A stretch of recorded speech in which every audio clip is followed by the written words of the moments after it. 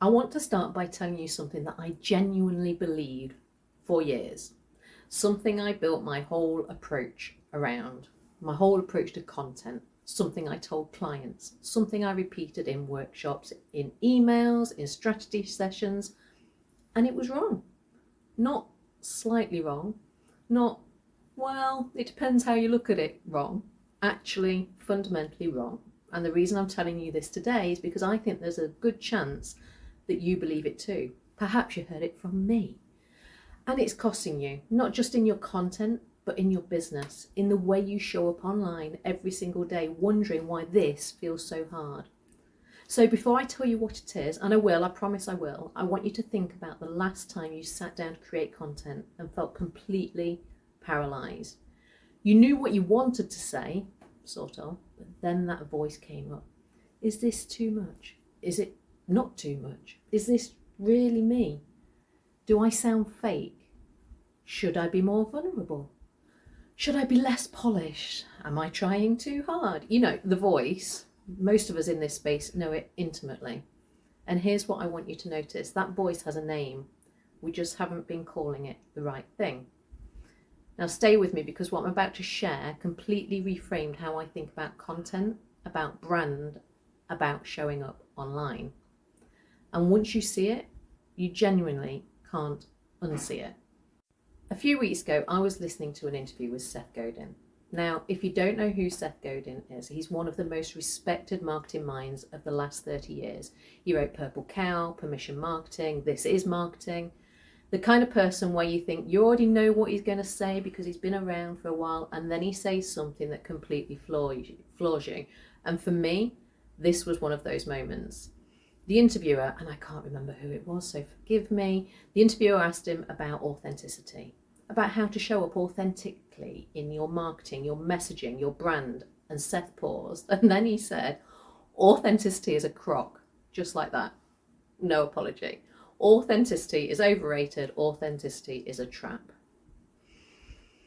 And I want to be honest with you, my first reaction was a little bit of resistance, because authenticity is something I've talked about a lot. It's something I've encouraged clients to pursue. It's woven into the language of this entire industry that we're in. So when Seth said that, I had two choices. I could dismiss it, moving on, or I could get curious. And I got curious. And what he said next is why we're here today. But before I get to that, I want to plant something in your mind that I'm going to come back to. I'd love for you to think about a brand that you genuinely trust.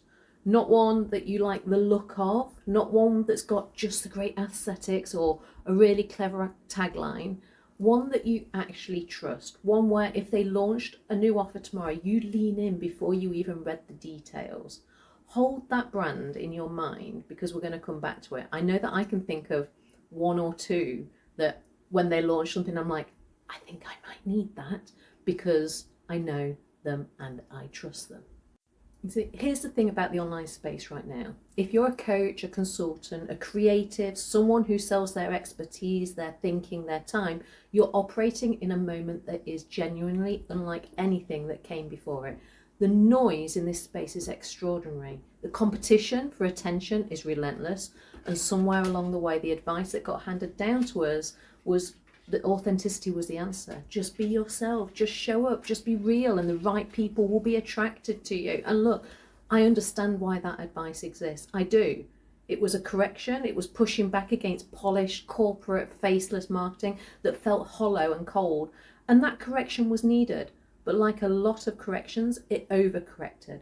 And now we have an entire generation of business owners sitting in front of their cameras, frozen, asking themselves whether they're being authentic enough, whether this post is really them, whether they're performing, or whether they're being perceived as being real. And I see this every single week in conversations with clients, in the DMs I get from people who are smart, capable, deeply good at what they do, who they are, and they're paralysed by these questions. I was one of them. 18 years in this industry, 18 years of helping businesses show up online, and I still had mornings where I sat down to write something and spent half an hour, 40 minutes in my own head questioning whether this was authentically me or just something that somebody else thought. And working like this, it's not a strategy problem, it's a framework problem. And Seth Godin handed me a better framework. So let's go back to what Seth actually said, because I want to unpack this properly for you. He used the example, if your surgeon is authentically in a bad mood, you don't want them performing your operation inauthentically well. You want them to do a good job, full stop. If the person serving your food in a restaurant is having the worst day of their life, you don't want their authentic mood all over your experience. You want your food served well, with a smile, and for it to taste good. That's not fake, that's professionalism, that's a standard. And then he said this, and this is the quote I keep coming back to. What we're looking for is the ability, the commitment to adopt a fake authenticity that is called consistency. No matter which angle you look at us from, we're going to be like this. Read that again, write it down, let it sink in. I'm going to repeat it for you. What we're looking for is the ability, the commitment to adopt a fake authenticity that is called consistency. No matter what angle you look at us from, we're going to be like this. Because what he's describing isn't performance. It's not mask wearing, it's not pretending to be something you're not. It's a decision that you've made. It's a commitment to show up the same way, whether you've got 100 people watching you or 2 people watching you, whether you're having the best week or the worst week, whether you feel inspired or whether you feel like you'd rather be horizontal on your sofa with a cup of tea watching reality TV. And here's what struck me most about what he said. He said that small businesses get tangled up in this authenticity conversation because everything feels personal.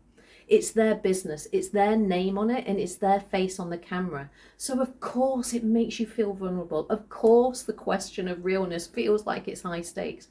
But what if that's the wrong lens entirely?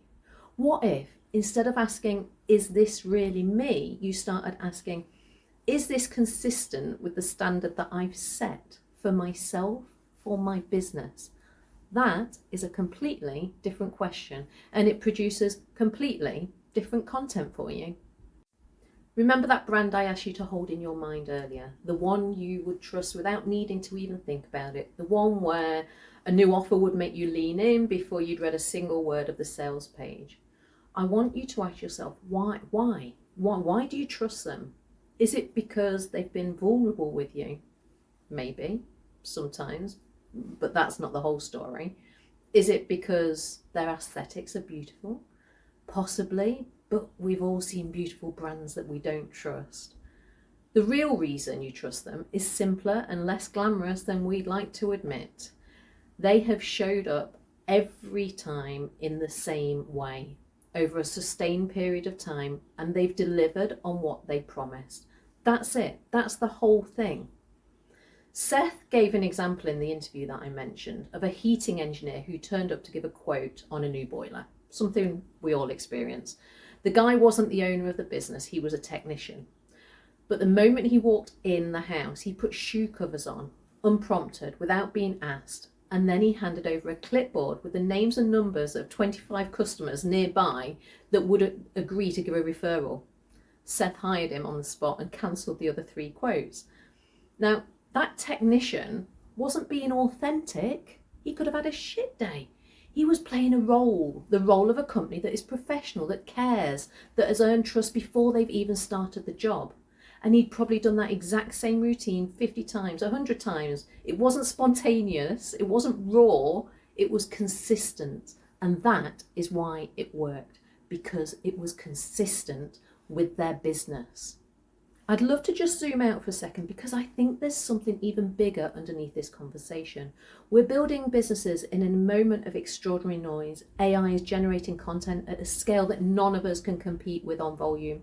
Our attentions are fractured. Algorithms are unpredictable, to say the least. And the temptation, the very human temptation is to keep trying to cut through by being louder, more, faster, more vulnerable, more relatable, more real. And Seth's point, the one that I keep turning over in my head, is that this is exactly the wrong direction. He talks about how in an era of too much noise and not enough attention, it's almost impossible to hustle your way to success. You can't out loud the algorithm, you can't out volume AI, and you can't perform your way to genuine trust.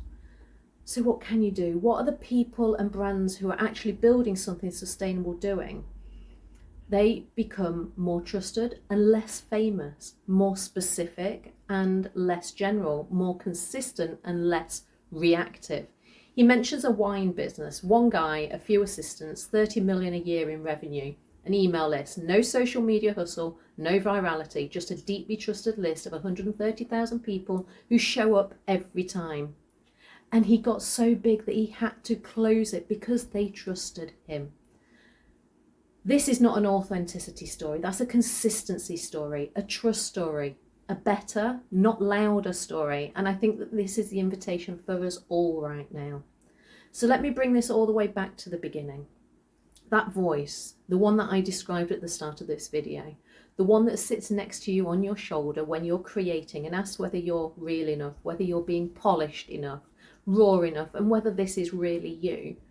I don't think that voice is asking you the wrong question because it's mean. I think it's asking you that question because it was given the wrong framework. Authenticity, as we've been sold, is a moving target. It's dependent on mood, on confidence, on how you feel about yourself on any given Tuesday. It's impossible to consistently hit because it's defined differently every single day. Consistency, on the other hand, is a decision you make once and honour that repeatedly. It's a standard you set for yourself and then you meet it. It's a promise to your audience that you keep, especially when it's hard, especially when you don't feel like it, especially when nobody's watching yet. That's what builds trust. That's what builds a brand. That's what builds the kind of audience that sticks around, that buys, that refers, that tells other people about you without you being asked. Not because you were perfectly rawly vulnerable yourself, but because you showed up the same way every time and delivered on your word. You don't need to be authentic, you need to be consistent. And there's a version of that is entirely, completely, unmistakably you. You just have to decide on what that looks like for you and then commit to it. If this has landed for you at all, I'd love to know. Drop me a comment below and tell me what's the one thing in your content or your brand that you're going to make more consistent starting this week. Not more authentic, more consistent. I'll be reading every single one. Remember to like and subscribe, leave a heart, do your part. See you in the next one.